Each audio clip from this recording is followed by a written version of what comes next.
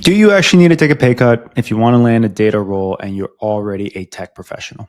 And so in this video, I'm going to describe why you absolutely don't need to take a pay cut and why so many people keep making this mistake, and more importantly, how you can avoid it. If you don't know who I am, my name is Chris. I am the founder and CEO of Data Engineer Academy. We've helped over 2,000 tech professionals land a data role. I've talked to over 100,000 tech professionals just like you who are interested in landing a data role, data engineer, cloud engineer, AI engineer. In this video, I want to show you two concepts that are really important. Number one is called a waterfall, and number two, it's called what I call an up and over. So let's jump into it. So the first concept I want you to understand is something called a waterfall. And what a waterfall means is that your compensation at your current company actually matters for what you can expect to make at your next company. And the reason it's called a waterfall is because if you think about how a waterfall is constructed, basically your current compensation will dictate how much you're able to make in your next role, because you probably need to make at least a 10 to 20% jump in order to justify leaving. So if you're at a role right now and you're making 100K and you get a new role, you can easily make the argument to them, listen, like, you want me, I want you, but I'm not going to leave my current company unless I make an extra 20% or 30%. Like, it just doesn't make sense for me to leave for an extra 5K. And then in your next role, boom, you can make 120. Now, here's why this concept is so important, right? And by the way, I'm being conservative by 20%, but let's just say it's 20. Let's say that 2 years later, you get another role, you're making extra 30% or 40%, right? So simple math, right? 30% increase from 120, right? We're talking about like 160. And you do it again, another 30% increase from 160, that's about, call it 210, right? And so this concept of like you switching jobs and making sure you get paid more and more every time. And again, 30% is conservative. I've seen people jump jobs and make as much as 200% more. Average, I would say, is about 50% more, right? So just keep that in mind. But, you can do this in the span of like 5 years, right? 5 to 6 years. And why this is so important is because think about the alternative, right? If you're making 100 grand a year and you make 5% more, like in this little waterfall, call this the, hey, I'm staying at my job waterfall. Then you go making 105, 110, 115, right? And this is if you get promoted and get a raise of 5% every year, which isn't guaranteed, right? So you can see here, this person here is at like 115 versus the other person who's at double or maybe even triple that, right? So the reason why that's such an important concept is because your current compensation really, really, really dictates what you can potentially make at your next role. And so if you're a tech professional, you're a software engineer and you're making 150 grand, right? You're 2 or 3 years into your career and you want to become a data engineer. The common question I find that is very dangerous is, hey, do I need to take some sort of pay cut? And I've seen people either take a pay cut or come out and directly say to their new company, hey, I'm making 150, so I'd be happy if I make just 155 because I just want to break into the data industry.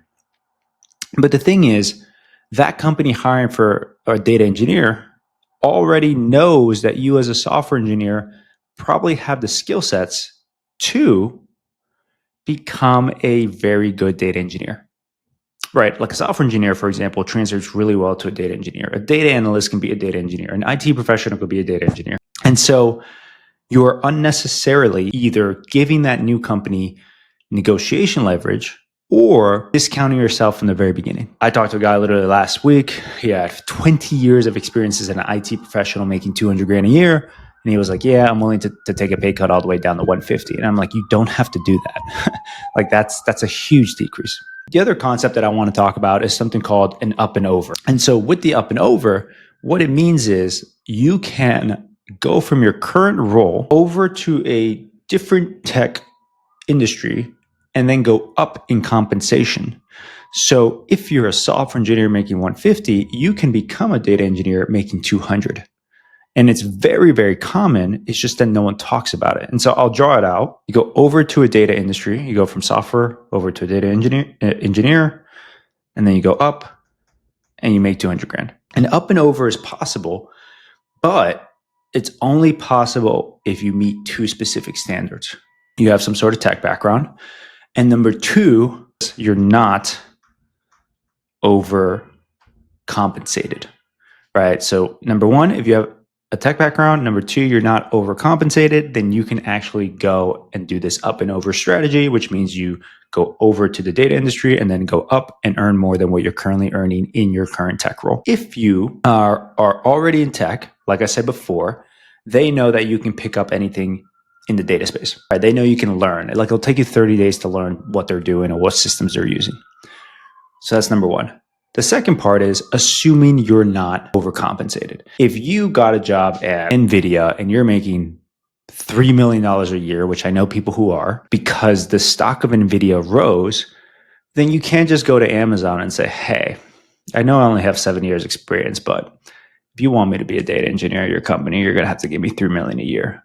They're probably going to say, dude, you're not worth it. Like, just stay at NVIDIA, right? So like, if you're overcompensated in any way or another, you probably are better off just staying at your current role.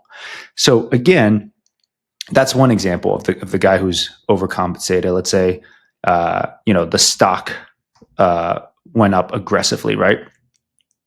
The second person who's overcompensated, if you are a nurse or a doctor or something not tech related and you're making 200 grand a year and you're like, you know what? I've plateaued. I want to go into tech because I know with tech, there's basically an unlimited upside. Then yes, I think it's a good move. However, this person who is, let's say, a nurse making 200 grand a year is in one of the tougher positions because they're going to have to potentially take a pay cut in order to enter the data industry.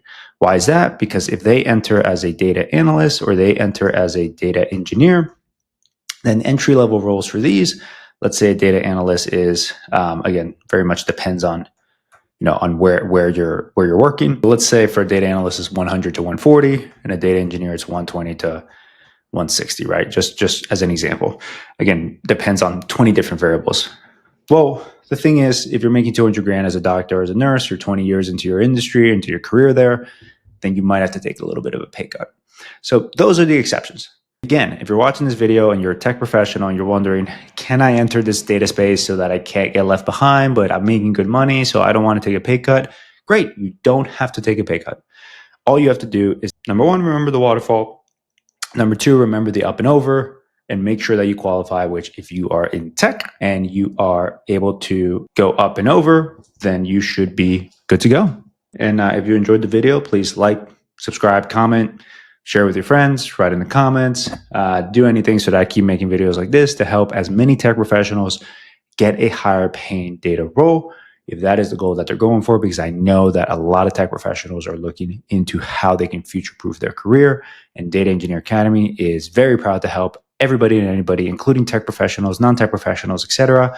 And so, like, subscribe, comment, and I wish you the best in your career. Cheers, guys.